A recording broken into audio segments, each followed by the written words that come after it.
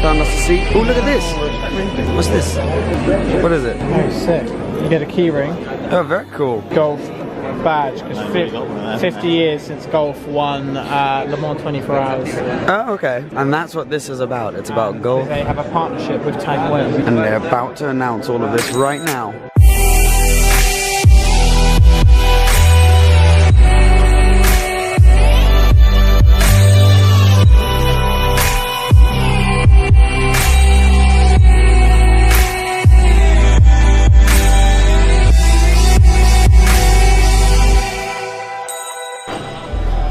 Well, welcome back to, we are currently at the Tag Heuer stand, as you can tell by the Red Bull racing car behind me. And right now, I'm already found YouTuber #1. Come on in, Mr. Archie. How does this human get this many crumbs all over him? I don't know, I do apologise. If you haven't seen my video from yesterday, the link is going to be around. Archie also made a video, so you can go check those out. There's a big day. We've both recently gotten rid of our cars. You'll know more about that if you saw my last video. And we're both also looking for cars. So today my mission is to look around the Geneva Motor Show and try and pinpoint and potentially find my next car. This is the first car that is a massive front runner for me. The original Vantage I was very intrigued by when I got the Lotus. So now they've come out with a new Vantage, and this one is so much more complete. It's now got 510 PS, weighs only 1500 kilos. And if you know a lot about this, even though it hasn't been released here at the Geneva Motor Show, you may know that this shares a lot with AMG, seeing as Aston Martin have now partnered with AMG. So therefore this is very similar to the AMG GT and GTS line. It's got the same twin-turbo 4-litre V8 and 8-speed ZF automatic dual clutch gearbox with flappy paddles. I think it looks fantastic. I actually really like this color. Wasn't a fan when they launched it, but seeing it here in real life makes a lot of sense. Carbon all over the place, modern interior, reliable, new car, and the price point is acceptable. So therefore, I am very strongly looking into one of these. I think they look great, and I've spent many hours on the configurator because, man, it is so cool. So this is 100% already the first car I am considering, and it's already here at the stand that we're basically living at. So practical, on a front doorstep, and I really enjoy having a proper look around this. Geneva Motor Show, which is very cool, it's basically like the world's biggest dealership. So you can walk around and have so many different cars. Very impressive walking here by Mr. Cameraman, and you can really explore everything that you're looking for. So for example, this is another car which I very openly talked about considering. Much lower bracket than the Vantage, but both this and the Vantage are actually quite usable every day. However, if I were to get this, I'd maybe get another car alongside, purely because the price point of this is less than half of what the Vantage is, but I love it. This is the Alpine, so a company which has recently been launched again, coming back from the past, an A110, so much smaller engine, about half the power, very lightweight as well, but also it's not too low. It's got quite a big boot, but well, it's got two boots actually, one in the front, one in the back, and you would be able to use this daily, but it would also give me financially some leeway to get something else alongside it, like how I have the Kia Stinger GTS. Now, if I were to buy the Vantage, I would need to use that all of the time. This is definitely something I'm strongly considering. Let me know what you think of the Alpine. The Premier Edition is the one that I would ideally like to get, but now they've just launched a few other little liveries and things that you can get for the car. The Premier Edition is the one to get, limited edition, and it's got the really nice seats inside, nice rims, all of that stuff. So still looking for one of those. I don't know if I'll get one, but we'll see. This is definitely car number 2. You're probably going to tell by the end of this video, I right now don't really know what I want to get. So we could go anywhere with this. Another route I'm sort of considering is buying a 911 and then tuning it, something like that, getting something maybe slightly cheaper but having like a big budget to be able to add my modifications and things like that, because with the Lotus I bought it completely the way I wanted it, so I never really touched it. But this, for example, is a top car Porsche Turbo S, and they have gone all out. There is no way in hell I would be able to afford this particular car, because this is a full carbon finish. They've even added the GT3 RS front inlets there, which looks so cool, but full carbon body. I mean, it's insane. They've done the interior, the exterior, so I wouldn't be able to get to this level. But there's another, you know, thought that I'm thinking, maybe get a 911 or get a car like that with our loads of body kits and things you can put on them, or an AMG GTS and then whack a body kit on it. I don't know. Tell me what you guys think, but this is pretty wild. I feel it was too wild to just walk straight past. Get them angles, Patrick. Go on. This is what YouTubers usually look like at a car show, being incredibly social. I'm gonna try and go have a conversation with them. You alright, guys? What you guys up to? Great chat. Now, this is the car everyone's been tweeting me, Instagramming me about. This is the 488 Pista, probably the main star of the Geneva Motor Show this year.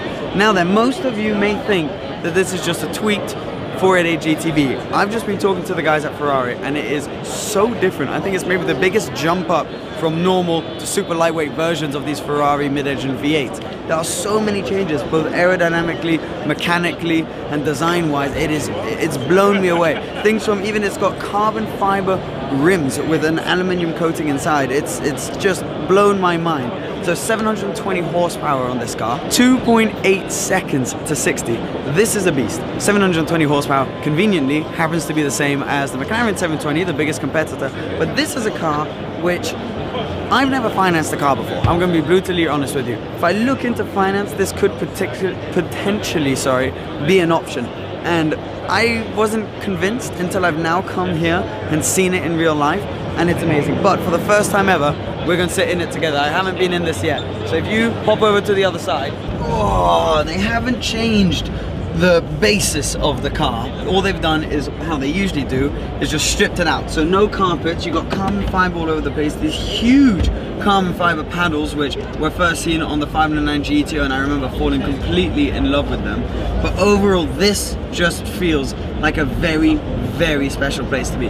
What concerns me about this car, how often would I be able to use it? Would it be comfortable to use daily? They've added a new air vent in the front, which has slightly limited boot space. Is it practical, basically?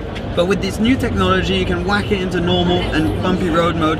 You can probably use this daily. Why am I sat in a 488 Pista talking about whether you could use this daily? It's a tick car. It is very, very cool. I love it. I just want to have a go in it, and then I would be able to decide. Anyone who says this is just a tweaked 488 GTB, that is just incorrect and does not do this car justice. It is effectively a whole new car based on the same model. Quick stop off at McLaren, not to look at the new GTR Senna or the actual Senna, because all of those are way, way, way too expensive. However, I'm here looking at a 570 GT, my favorite of the 570 line. I just think it's so much more practical, better looking. And right here they have an all black version. So I thought this is probably another one we could put on the cards. 570 Sports Series McLaren is something that I am looking at, considering. Sam's already had one, loved it. A few things that worry me about this are reliability. McLaren have a bit of a reputation with reliability. And second of all, whether it would excite me enough or not. But it's an absolutely beautiful car, and one I thought that it would be rude to just walk straight past and not even put in this video. So there's another one. I really like it. Look, these guys, okay, before I start this video, these guys right here aren't agreeing with me right now. They're even annoyed that I'm even here talking about this, but I'm still processing. I'm still processing. I'm not decided. No. I'm being completely honest with you right now. This could be the front runner for me. This is the Morgan Era 8 GT. Only 8 of them are being built and they're all sold. Slight issue, but maybe we could, you know, who knows. But I think this thing is epic. It's got it's got under 400 horsepower. Just under 400 horsepower.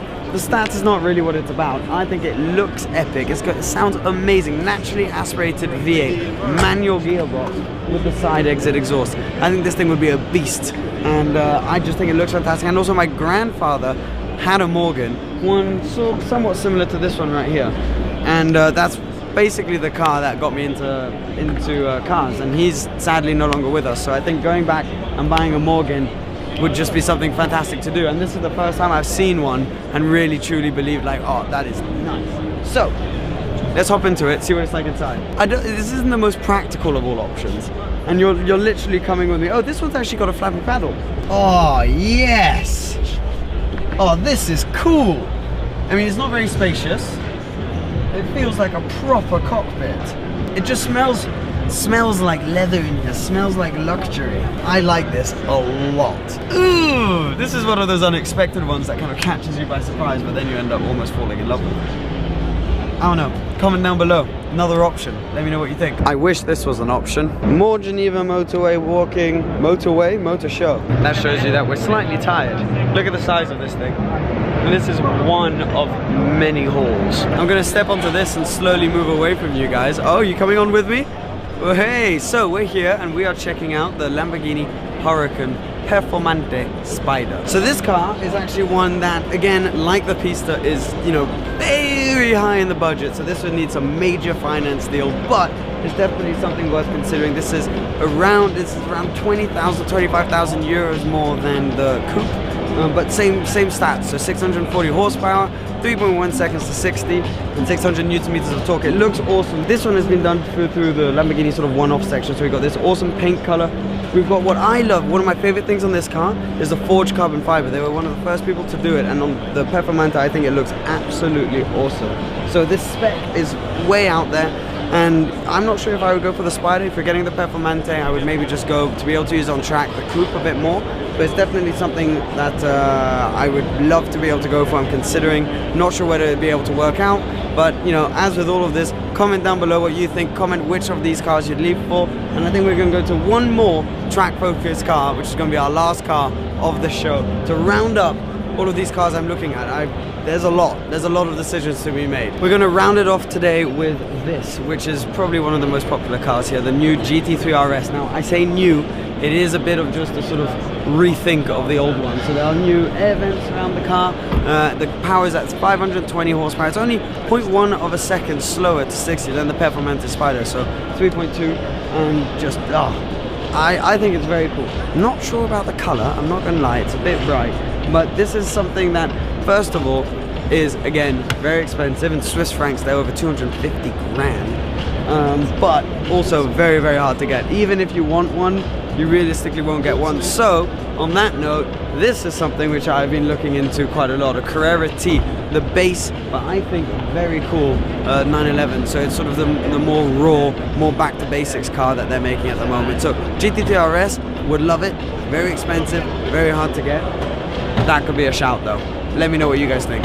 Anyways, let's head back to the tag stand now, sit down because I'm exhausted, and let's recap. Finally, I can sit down. I apologize if you can hear any music, but this being our base here, I felt it was only right to film my outro. But all I wanted to say was thank you guys for watching. As always, give this video a thumbs up if you enjoyed it.